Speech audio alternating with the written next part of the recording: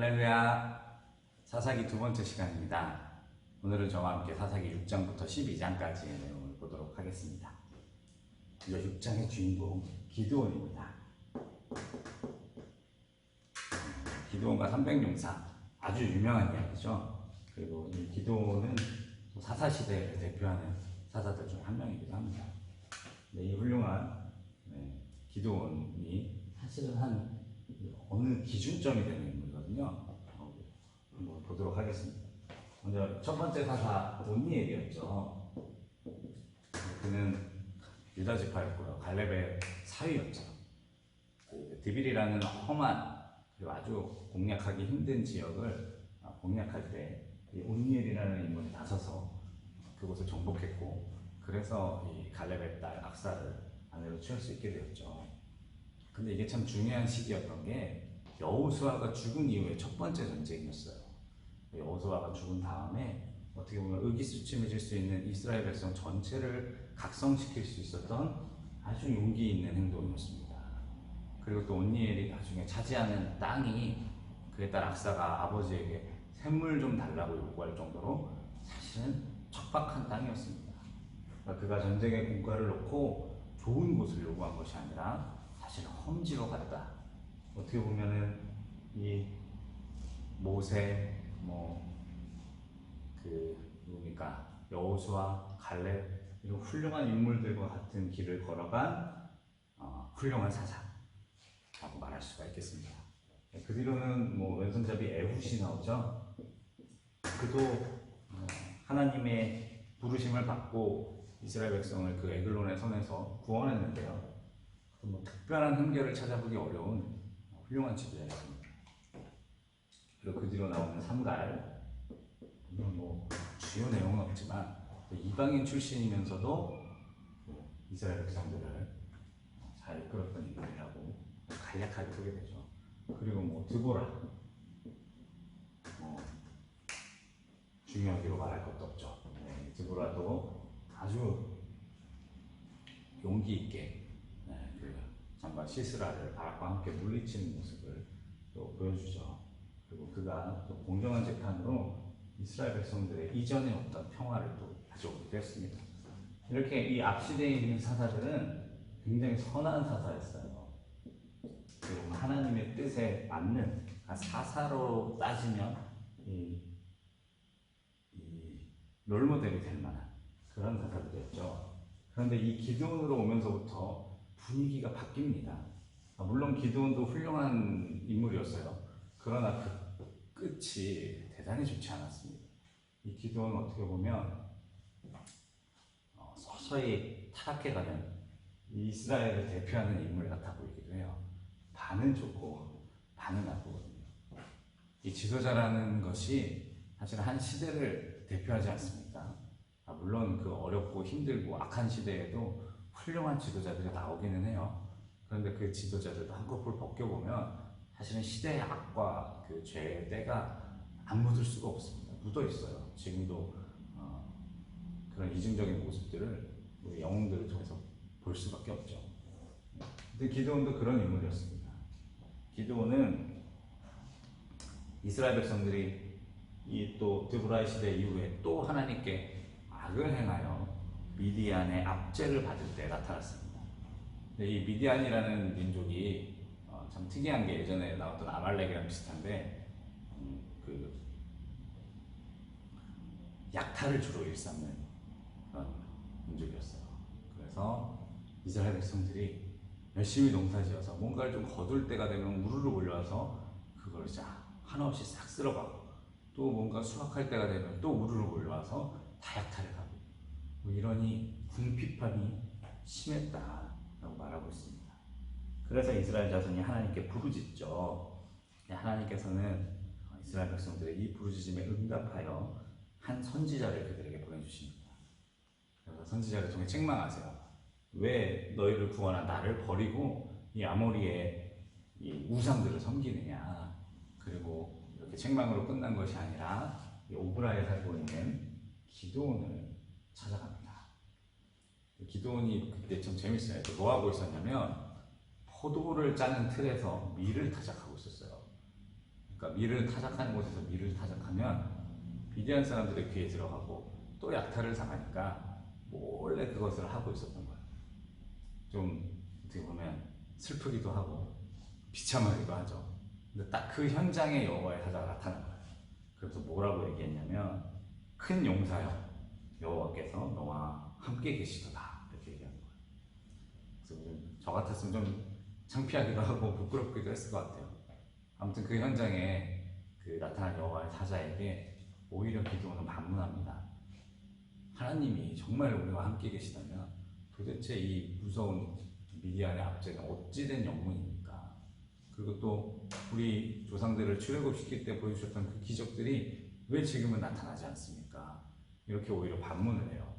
그러자 그 대답을 해주는 것이 아니라 뜬금없는 것처럼 보이는 말을 합니다. 여호와께서 그를 향하여 이르시되 너의 이 힘으로 아니면 이 너의 힘으로네요. 네. 이 너의 힘으로 이스라엘 백성들을 구원하라. 그 뒤에 뭐라고 말씀하시냐면 내가 너를 보낸 것이 아니냐.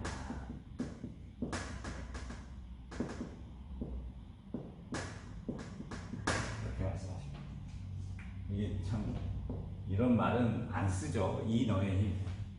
그러니까 이거는 이제 뭔가 번역이 매끄럽지 않았다는 뜻인데 이렇게 할 수밖에 없었던 이유가 있습니다. 사실은 이 두 문장을 연결하는 에트라는 히브리 접속사가 있어요.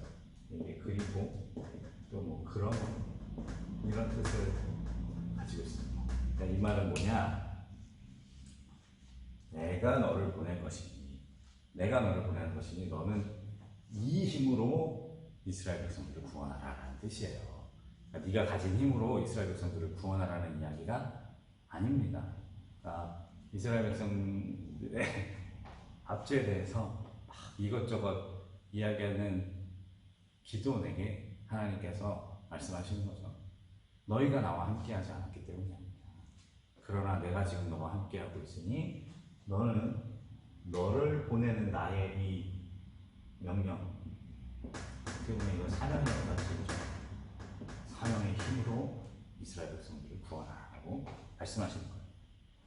이거 보면서 마태복음 28장 예수님께서 마지막에 이제 제자들에게 이렇게 가르치시고 승천하시는 장면이 떠올랐어요. 그때도 이렇게 말씀하셨거든요. 하늘과 땅의 모든 권세를 아버지께서 내게 주셨다. 그러므로, 그러니까 모든 권세가 예수 그리스도께 있기 때문에 너희는 가서, 그러니까 내가 너희를 그래서 보냈다. 즉 예수 그리스도에 있는 힘과 능력으로 너를 파송하니 너희 제자들은 가서 모든 민족을 제자로 삼고 아버지와 아들과 성령의 이름으로 세례를 베풀고 가르쳐 지키게 하는 일들을 하라고 명하시거든요. 그러니까 즉 이 사명자에게 있어서 사명을 감당한 힘은 우리들의 어떠함으로 오는 것이 아니라 사명 그 자체에서 오는 겁니다. 지금 기드온에게도 그 말씀을 하시죠. 근데 기드온은 못 알아들어요. 그래서 뭐라고 얘기하냐면 저희는 이 므낫세 중에서도 제일 약한 집안이고 그리고 저는 그 집안 사람들 중에서도 제일 약합니다 라고 말해요. 이게 어떻게 보면 겸손한 모습처럼 보이기도 하는데 맞죠? 겸손한 모습이기도 한데 한편으로 보면 지금 하나님은 하나님의 힘을 말하는데 자꾸 기드온은 자기 힘, 나의 힘이라는 좀 자기 힘을 이야기하고 하나님이 다시 정정해 주십니다. 16절에 여호와께서 그에게 이르시되 내가 반드시란 말이 추가됐죠. 너와 함께 하리니 네가 미디안 한 민족을 치는 것을 한 사람 치는 것처럼 내가 만들어 주겠다고 말씀해 주십니다. 그리고 기드온이 이렇게 말합니다. 이게 진짜로 저한테 좀 표징을 보여주세요. 그 여호와의 사자에게 먹을 것을 갖다 드리죠. 그래서 여호와의 사자가 그것을 바위 위에 부어라 이렇게 말하고서는 그것을 다 불살라버리고 본인도 기드온의 눈앞에서 사라지는 놀라운 이적을 보여줍니다. 기드온이 이제 그제서야 이제 마음 안에 내가 진짜 하나님을 만났구나 이런 두려움이 찾아오기 시작했어요. 그리고 나 죽게 됐구나. 이 당시에 사람이 하나님을 만나면 죽는다 하는 것을 이스라엘 백성들 모두에게 있었기 때문에 기드온도 그렇게 생각했어요. 하나님께서 안심시켜 주십니다. 두려워하지 마라. 죽지 아니할 것이다. 그리고 기드온은 이 놀라운 사건을 경험하고 그곳에 제단을 쌓고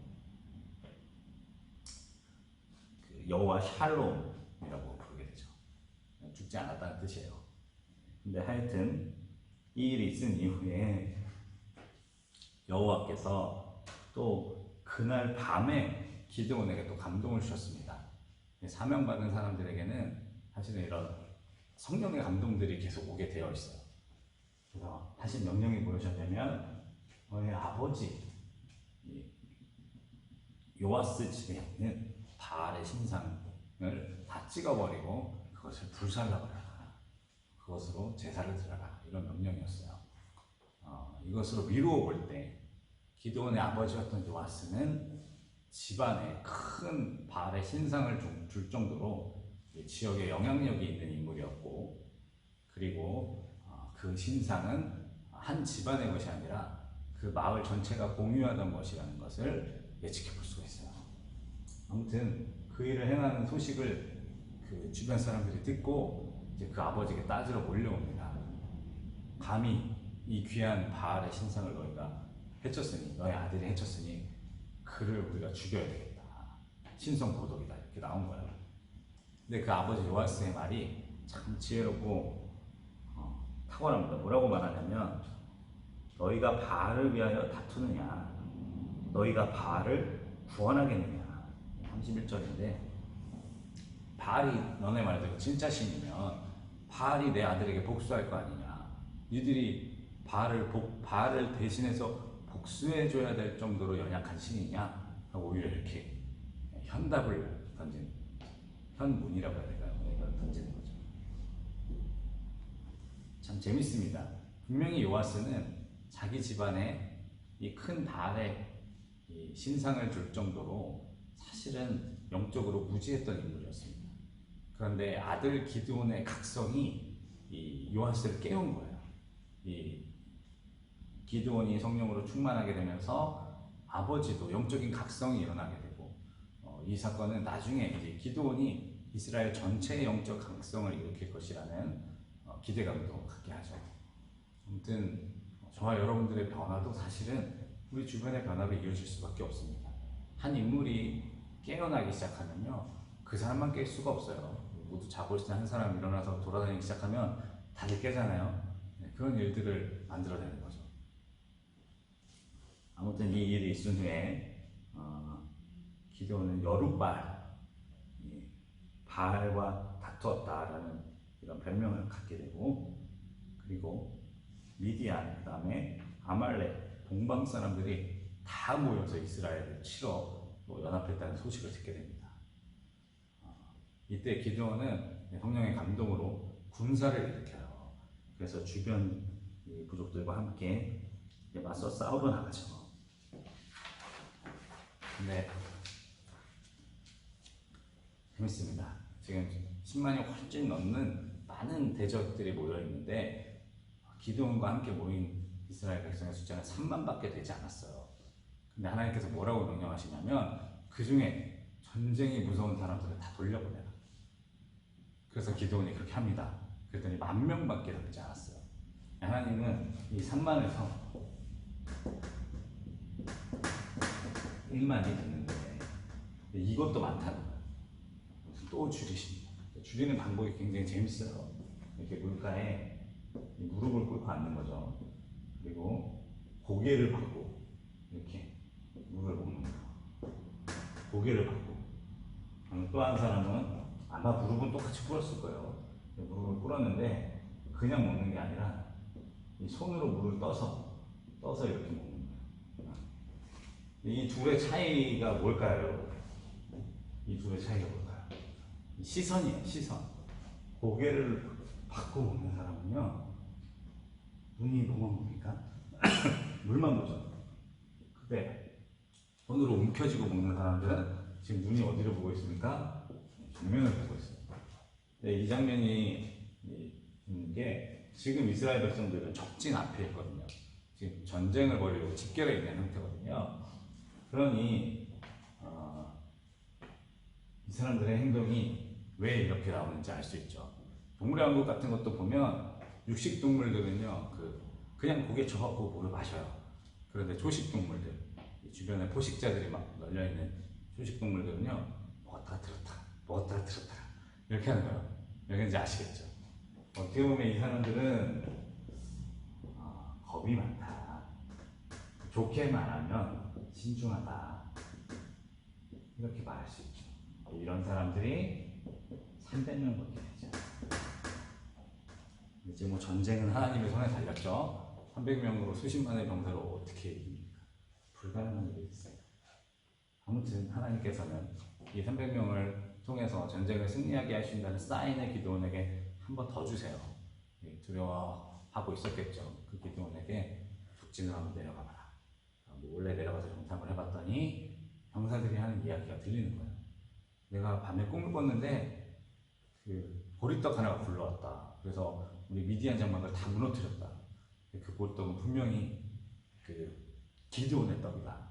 그 무서운 여호와, 옛날 우리 조상들에게 들었던 그 무서운 여호와가 기드온과 함께하고 있기 때문에 우리가 질 거다. 이런 사기가 축 쳐져 있는 모습을 기드온에게 보여주는 거예요.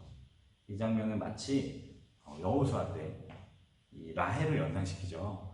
그 정탐꾼 둘이 라헬의 집 들어갔을 때 라헬도 얘기해 줍니다. 지금 너희들의 소식을 듣고 여리고에 있는 모든 원주민들의 마음을 다 녹아버렸다. 그들이 다 사기를 잃었다.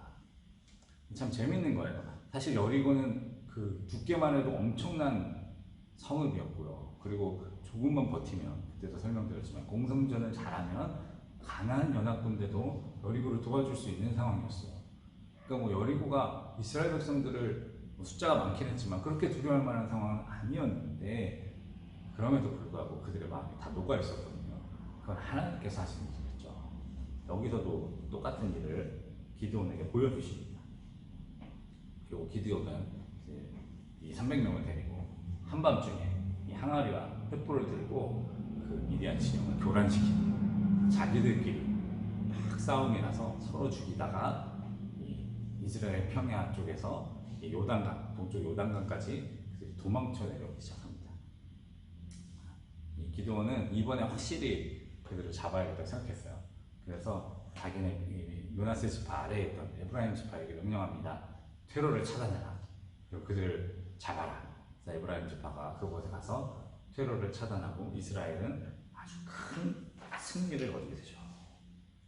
참 재밌는 장면이 나옵니다. 뭐냐면 에브라임이 시비를 걸어요. 그 에브라임이라는 지파는 므낫세 지파와 형제거든요. 같은 요셉이라는 아버지를 둔 형제 지파 아닙니까? 근데 이 형제가 또 틀어지면 더 무서운가 봐요. 네. 이 므낫세, 에브라임, 이 둘 사이에 갈등을 보여주는데, 에브라임이 뜬금없이 딴지를 거는 겁니다. 왜 전쟁이 일어나는데 우리를 부르지 않았냐. 사실 불렀거든요. 좀 늦게 불렀을 뿐이지. 그리고 이 므낫세와 에브라임은 경계구역이 붙어있기 때문에 이런 대군들이 몰려왔다는 소식을 에브라임도 모를 수가 없어요. 근데 처음에는 이렇게 뒷짐지고 있다가 상황이 좋아질 것 같으니까 합류했어. 근데 기드온이 또 자기한테 명령한 건 또 기분 나쁜 거야. 그래서 태클을 거는 겁니다. 이런 사람들 꼭 있죠. 에브라임이 그런 사람이었고 등장합니다. 아무튼 근데 이때 기드온이 위기를 잘 탈출해요. 뭐라고 말하느냐, 이 므낫세 지파인 자기 자신보다 너네들이 한 공격이 훨씬 크다. 너네들이 그 퇴로를 잘 차단하고 미디안 군대를 다 없애주었기 때문에 우리가 승리한 거 아니냐 하면서 자기를 낮추고 에브라임을 높여줍니다. 그래서 그들이 만족하게 여기고 돌아가게 돼요. 참 씁쓸하죠.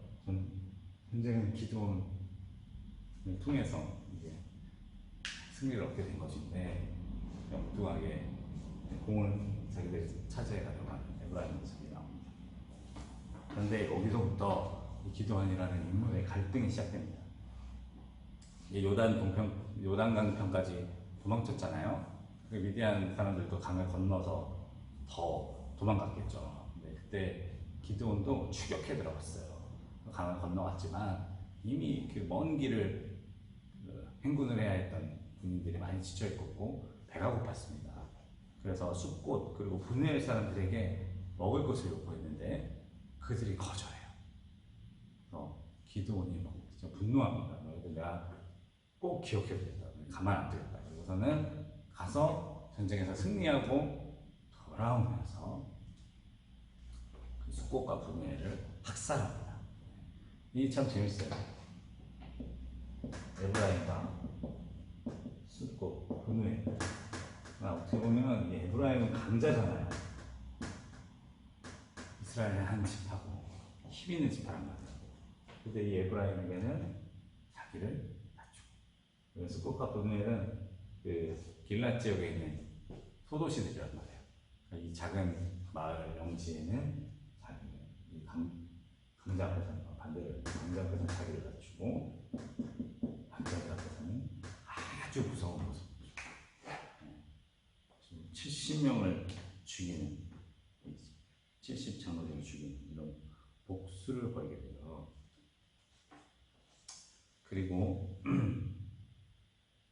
이 일이 있은 후에 그 이스라엘 백성들은 기드온에게 우리들아 왕이 되어달라고 요구합니다. 왕이 되어달라. 근데 이 말이 참 무서운 말이에요. 왕이 되어달라는 말이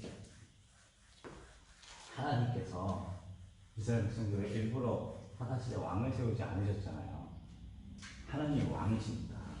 이스라엘 백성들이 이 기드온이라는 한 인물을 신상화해서 그에게 자신들의 구원을 맡기려고 하는 모습을 보여주는 거예요. 기드온도 그래도 양심이 있는 신앙인이었기 때문에 거절하죠. 아닙니다. 왕이 될 제목이 아닙니다. 네, 중요한 건 이거예요. 그의 말은 그렇게 했는데 행동은 그렇게 하지 않았다. 그러니까 거절했으나 왕이 되어달라는 말을 거절했으나 거절하지 않았습니다. 한번 볼게요. 뭐라고 얘기하냐면 나도 아니고 나의 아들들도 너희를 다스리지 않겠다. 23절에 말하면서 24절에 또 이렇게 합니다. 그러나 내가 슬쩍 너희들에게 요청할 것이 있으니 각기 탈취한 귀고리, 금이거든요. 그걸 우리한테 가져와라. 그래서 이스라엘 백성들이 아주 기꺼이 얼마든지 드리죠 하고 즐거운 마음으로, 자원하는 마음으로 기드온에게 금을 주었습니다. 이 일이 기드온의 옥료가 되었습니다. 기드온은 이 금을 가지고 자기가 처음으로 영적 체험을 했던 그 오브라에다가 에봇을 만듭니다. 에봇은 대제사장만 입을 수 있는 옷이거든요. 그런데 그것을 황금으로 만들어요. 그것을 전시하고 이스라엘 백성들은 그것을 마치 출애굽 시대의 금송아지처럼 우상 숭배하며 하나님을 범죄하도록 만듭니다. 참 안타까운 일이에요. 이 모세의 느보산, 모세가 비스가 꼭대기에서 죽은 일을 우리가 떠올릴 수밖에 없는데 이 훌륭한 영적 지도자 한 명이 자신의 공을 취하려고 하기 시작하면 그 사람이 우상이 됩니다. 이게 정말 무서운 거예요. 한국교회 또 사실 한국뿐만이 아니죠. 왜 이런 영적인 위기가 찾아오는가? 신앙의 영웅들이 그 공을 자기의 것으로 취하기 시작했기 때문에 영적 첫 체험이 있던 장소, 사실은 그곳에서의 기드온은 세상 누구보다 겸손한 사람이었는데 똑같은 곳에서 기드온은 자기의 영적 체험을 황금으로 칠하고 그리고 제사장만 할 수 있는 에봇을 만들며 그것을 취하기 시작했습니다. 내가 이렇게 대단한 사람이다. 내가 이런 대단한 영적 체험을 했다. 나는 이렇게 영적으로 훌륭한 사람이다. 내 양심상 정치 지도자는 되지 않겠지만 이 종교적인 지위만큼은 포기할 수 없다.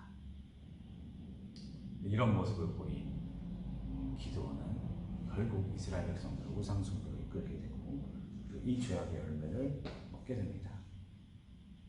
기드온이 살아있는 동안에는 평안했어요. 그러나 요아스의 아들 여룻발 이 기드온이 아내가 많이 있었다고 성경도 말하고 70명이나 자녀들을 가지고 있었다고 말합니다. 그리고 세겜에 있는 저 이야기가 세겜에 있는 척을 통해서 아비멜렉 라는 아들을 얻게 되죠. 이 아주 유명한 이야기였습니다. 세겜이라는 지역을 그때 공부했으니까 제가 편하게 말씀드릴 수가 있어요. 이 세겜은 이 야곱의 형들이 한 종족을 몰살시켰던 곳이기도 하고요. 그러나 그의 후손들이 살아남아 있었습니다. 그래서 그랬는지 모르겠지만 이스라엘 백성들이 처음 요단강을 건너서 길갈의 포진에서 이 그리심산과 엘발산에서 축복을 선포할 때 있잖아요. 그때 그 사이에 있던 도시가 세겜이었어요. 근데 이 세겜을 쳤다는 기록이 없어요. 그 말은 이 세겜 사람들을 놔뒀다는 거예요. 여호수아와 이스라엘 백성들이.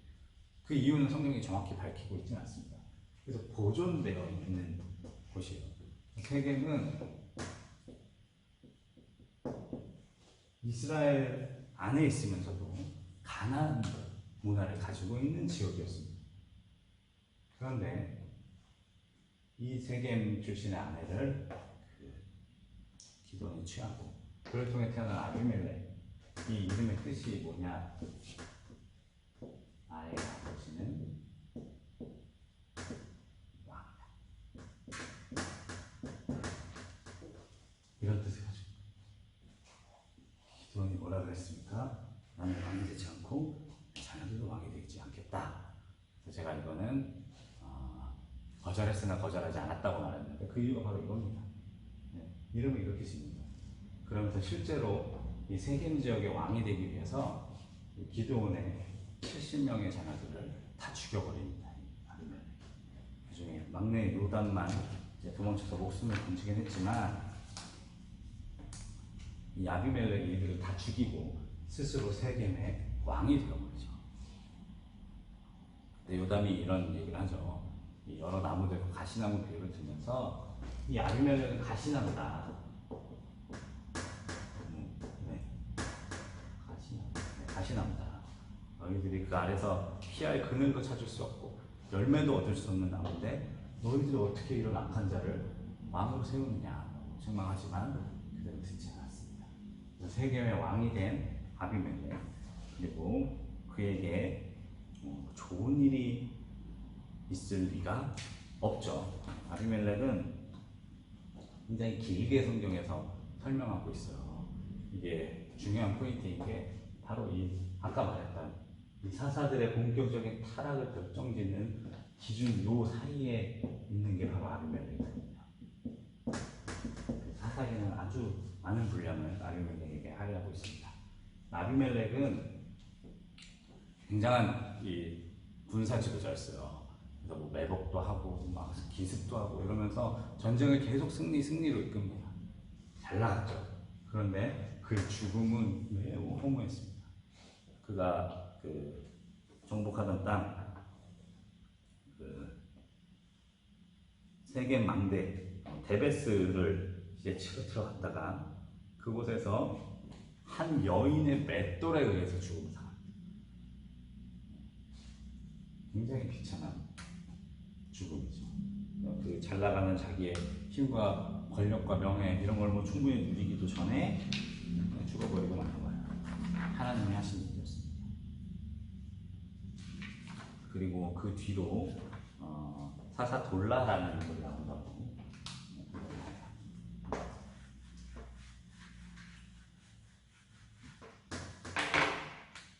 돌라. 그에 대한 특징은 많이 없습니다. 그런데 이는 이사갈 출신인데요. 에브라임에서 살았다.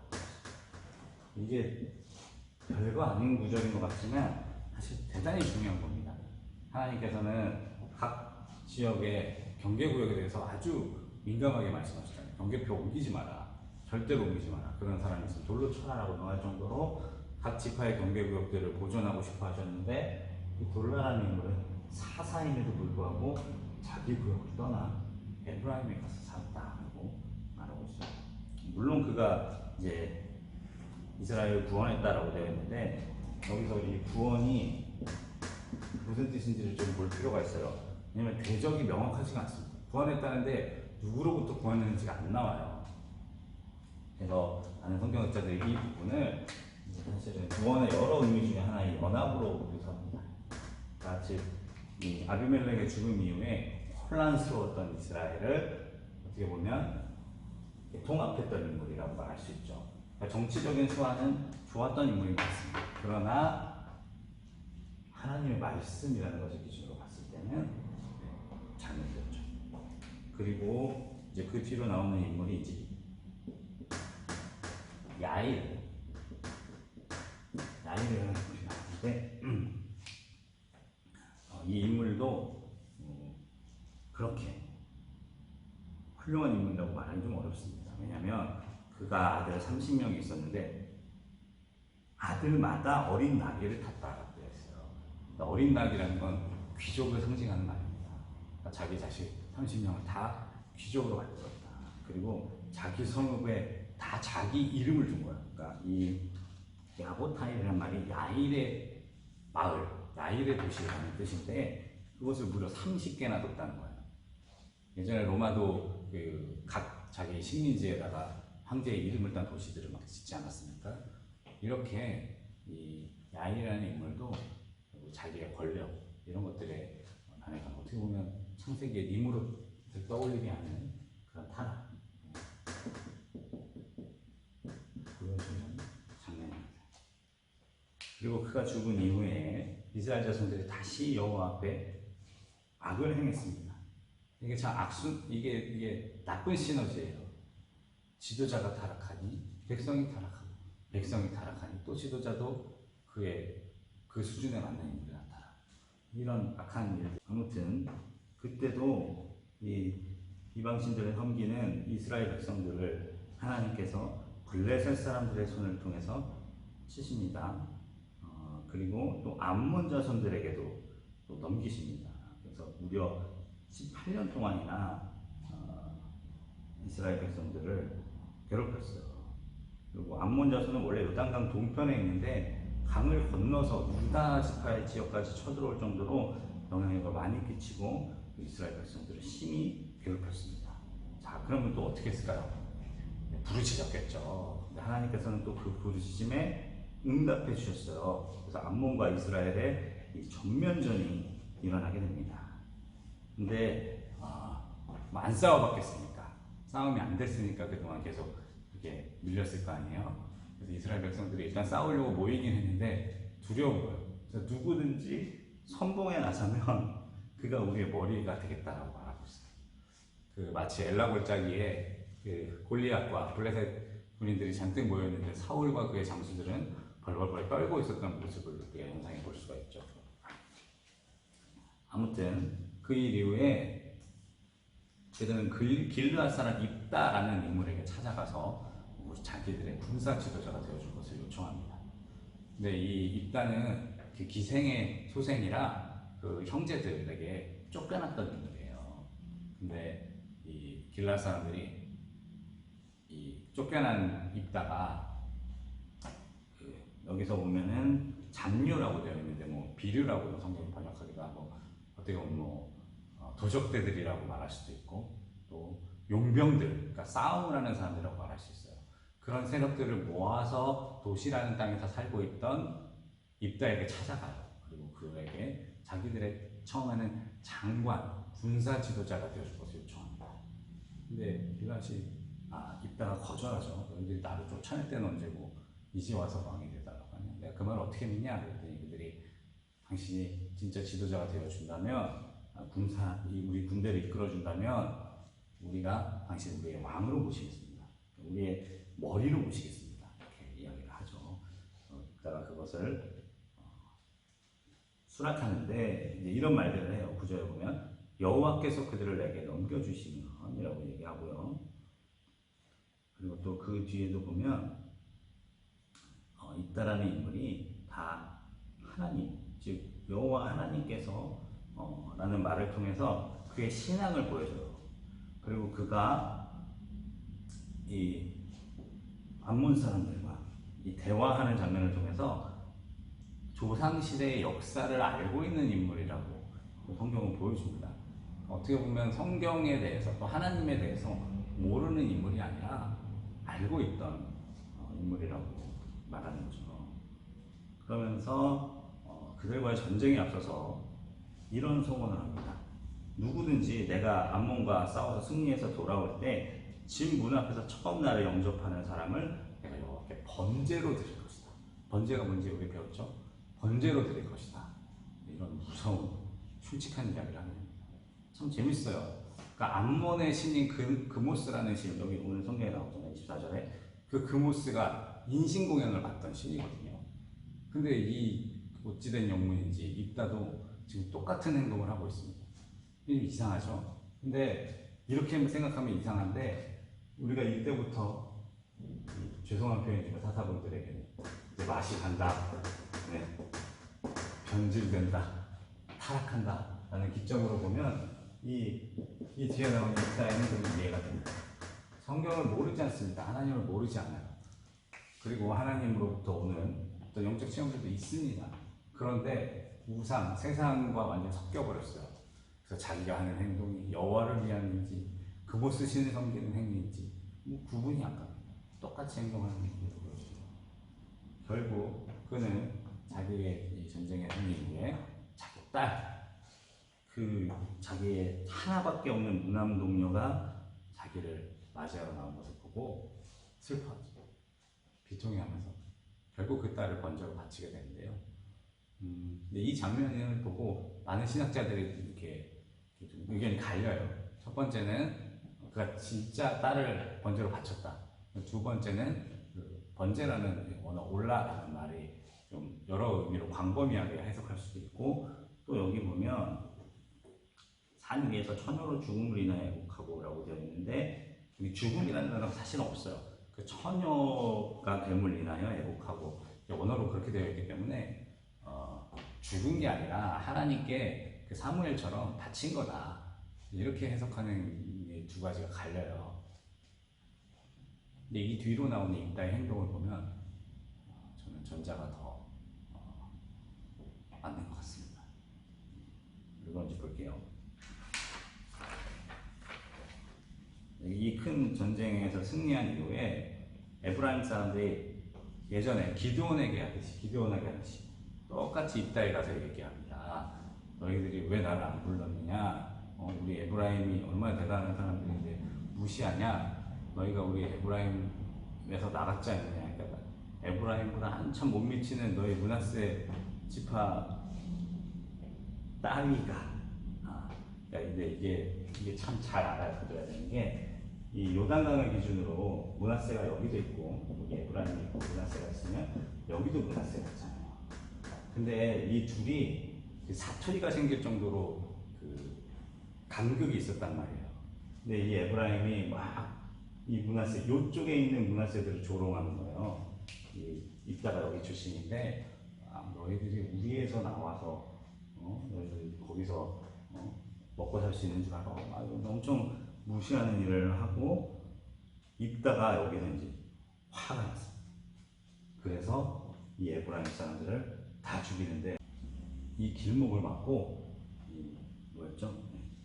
이 슈볼렛이라는 발음을 말하지 못하면 에브라임 사람이다. 그래서 죽이기 시작했는데 너무 가슴 아픈 게, 거기 출신이 아니어도 못할 수도 있잖아요. 그럼 어떻게 됐을까요? 죽었던 거예요. 그래서 몇 명이나 죽었냐면은 4만 명이 넘었어요.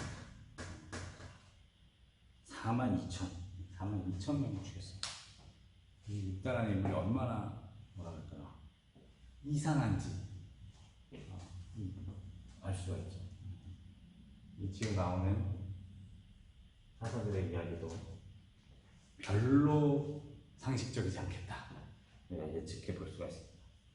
그리고 그 뒤에 있는 이제 입사안이라는 인물, 그는 딸과 아들들을 밖으로 시집 보냈다라고 되어 있는데, 이것은 이방 민족과의 혼인을 말하는 것이고, 정치적으로 말하면 정략 결혼을 말하기도 하죠. 그래서 하나님께서 엄하게 금하십니다.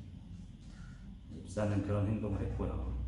그리고 이제 엘론이라는 사람은 거의 뭐 한 일이 없고요. 그리고 압돈이라는 사람은 또 똑같이 자기 자신들을 이 나귀에 태우고 더 들었어요. 70마리로. 그리고 어떻게 보면 자기 이름을 높였던 누구였습니까? 아까 나왔던 야일처럼 그렇게 행동하다가 죽게 됩니다.